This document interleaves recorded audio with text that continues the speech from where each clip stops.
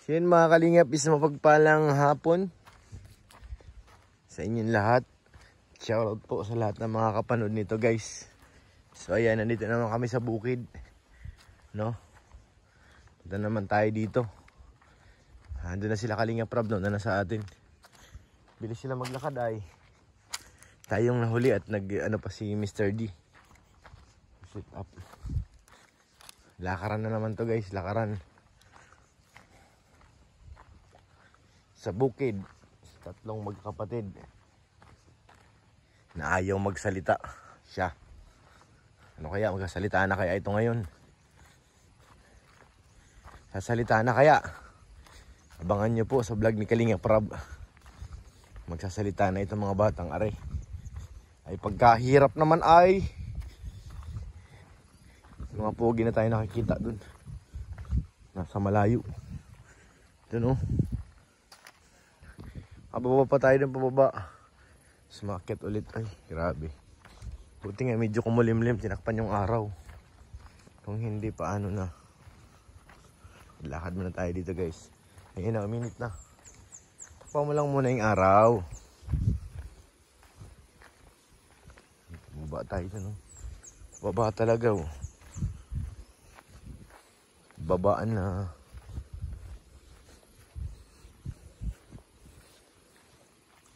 Doon oh, may mga bago. Ginamasan na yung katabi. Pinutol na yung mga kahoy doon oh. Kabilang side ng bundok. Papansin nyo, iba ng kulay. Hindi na siya green kasi pinutol na po yung mga puno. Ngilan-ngilan na lang tinira. Baka tataniman na yan. O baka si tatay din. Tatay na tatlong bata ang naggamas. Nalinis na guys ito no. Puputaan na lang yan, susunugin. Susunugin na lang yan. Tuyong-tuyong na oh. Magliliyab yan. So dito na tayo sa baba. Ay sa wakas. Kaso sumikat na naman ang araw. Walang ulap. Mahapdi sa balat. Naririnig ko na yung tubig guys. Dumadaloy sa sapa. Ayun, nandiyan yung mga pogi. Lapit na tayo. Akit tayo doon. Nakasipatan ko na yung mga pogi oh. Ay, nandiyan na sila. Let's go. So yun guys, nabuhay na yung mga kangkong. Yung tinanim ng babae dyan. Nakaraan oh. Yung mga kangkong ng buhay. Yung tinusok niya, dadami yan. Buhay na oh. Mga kangkong. Ewan ko nandito ngayon yung babae. Kaya tayo dito. Tayo sa kabila daan kasi nagblog nga din sa Kalingap Rob. Dito tayo sa kabilang side. Minute guys, minute. Mamamaril tayo dito kasi ng mga parties. Ayun nga, meron nga. Pinakita ko guys, parties. Yun oh. Tatago. Masamang loob. Uy, ang ganda oh. Ang ganda guys oh. Oh, ang ganda oh. Paru-paru. Paru-paru G. Ano tayo? Pahinga lang. Lods, nandiyan ka pala Lods? Oo, Lods. Grabe Lods ah. Nakatikim ka ng gulay nito? Oo, 2 beses. 2 beses? Gusto mo maggulay tayo? Bibili tayo kay tatay. Gulay ka sa coffee shop? Oo, maggulay ako. Masarap yan Lods, sige na. Marunong ako maggulay nito. Paano magulayin yan Lods? Tapos ang gagawin mo muna, siyempre pipigayin mo muna sa asin, tapos yung katas, papakatasin mo para hindi ka mapaling. Ano mapaling? Yung nakakapaling yung parang lalasing? Lalasing ka. Pala yun. Kakatasin mo yan. Para maano? Tapos i-roll mo sa asin. Pigayin. Pigain. Kailangan pigang-piga. Tapos gulayin natin. Ano? Sige na Lods. Sabihin magpapaalam ko mamaya kay tatay Lods. Dami naman oh. Tapos lutuin natin ito mamaya sa ano, sa coffee shop. Coffee shop. Yun, sarap niyan Lods. Excited na ako Lods. Tapos yung anong ano natin pang sahog. Tinapa, masarap para tinapa. Tinapa na lang. Sarap yan, tinapa. May gata. Marunong ako magluto nito. Mamaya, doon ka na doon ka na maghapunan mamaya sa. Sige Lods, sige Lods. Doon ka na sa. Hindi tayo makain na mamaya. Sige. Hanggang si tatay. Kausapin ko. Paalam ka dun, Lods, para na sigurado. Baka pa barangay tayo. Di may-ari doon sa kabila. Tatay. Tuloy mo, Lods. Ano, Lods? Hindi ba kami uli ng talbos? Oo naman, ba't hindi ko yung bibigyan? Pag Takas mo talaga, Lods. tayo, sabihin lang natin din sa nanay. Pwedeng hindi magbigay, talagang mabait yan. Oh, yan. Yun naman pala. Ito, Lods. Maraming salamat po. Grabe, makatikim na tayo, Lods. Ulam na po kami mamaya. Ganda yan, Lods. Sarap yan. Dito Sa bundok, wala kang problema dito. Kuha ka lang ng talbos ng pako, talbos ng tangin. Saan ka pa? Wala ka ng gasto. Kompleto na. Ba't akong kompleto dito?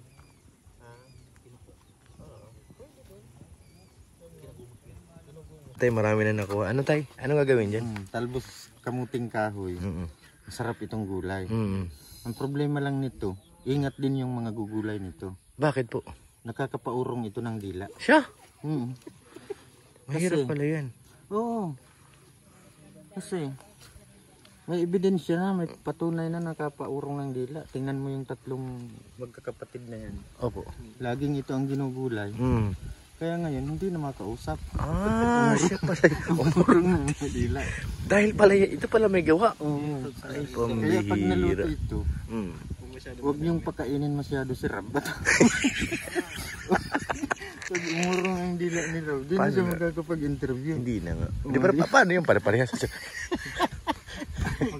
Oo na. Galing mo talaga, Tay. Nadali mo. Maurag. Ikaw yun, ano masabi mo? Totoo ba yun? Nung panahon kaya ng may alamat yan eh. Yan? May alamat Siya? yan. Sige, kwento mo nga. Oo. Kwento mo nga. Yung bata, di ba, alamat yan, madaldal yung bata. Di ba? Nung sa sobrang kadaldalan niya, parang nawalan siya ng buhay, namalay. Hanggang sa natuloy na siyang nawala. Yung dila niya, dyan nagpunta. Tapos dito? puting dila baga. Hala. Talino mo talaga. Parang mas natuwa ako dito. Natuwa ako sinabi dati. Nino? Ni Lord. Bakit? Ang layo ng dila sa kamuting ka. Tama dila baga. Nawala man yung... Patingin ang dila mo, labas mo nga. Bilog ito eh. Nanipis. Siyempre, ugbos pa yan. Ugbos. Oo. Ubus pa ng Kaya guys, pag kumain kayo nito, konti-konti lang ha.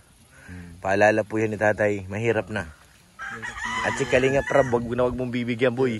Papasarapin ko yan para mas marami. Di ba lang si Yoyo pakainin mo kasi sobra-sobra na dila niyan eh. Si Rab, parang mag-interview si Rab pag maraming kinain niya nito. Hindi magbiling ba dyan ng nanyog sa Comprada doon sa tabi namin. Hindi, meron dun sa Magang. Meron dun. Mahal na doon. Dito pa sa Comprada bumili. Kasi wala tayong kukudan. Di, meron nga dun. Yung kakayuri na nila. Dun lang sa kanto, paglabas mo ng gate, kaliwa. Basta ang habili ni tatay, wag mo si Kalinga para papakainin ng marami.